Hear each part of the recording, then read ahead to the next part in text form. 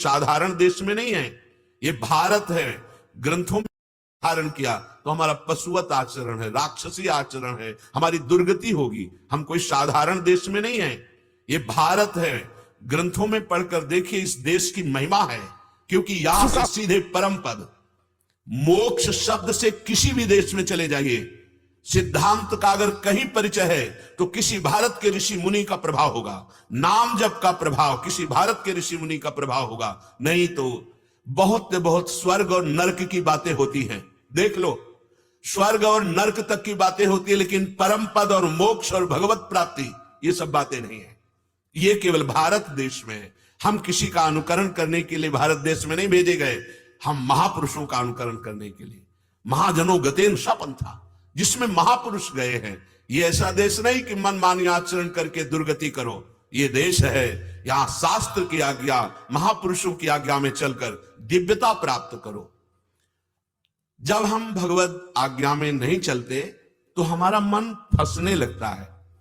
श्रुत स्नेह तिय सकल कुटुंब मिली, निशिदिन होत खई, पद नख चंद्र चकोर विमुख मन, खात अंगार मई, द्वय में एको तो न भई। ये तो भोग विलास की बात रही।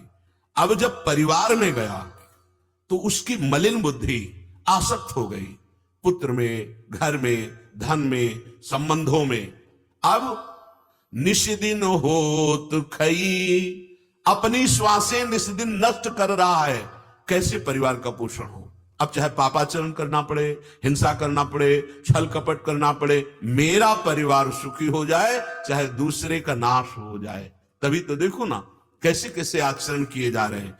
खाद्य पदार्थों में अखाद्य पदार्थ मिलाए जा रहे हैं, जैसे दूध है, घी है, वो किसी के भी बालक पिएंगे उनके शरीर की हानि हो जाएगी। अपने परिवार की रक्षा करने के लिए अर्थ चाहिए, और वो अर्थ कैसे मिले?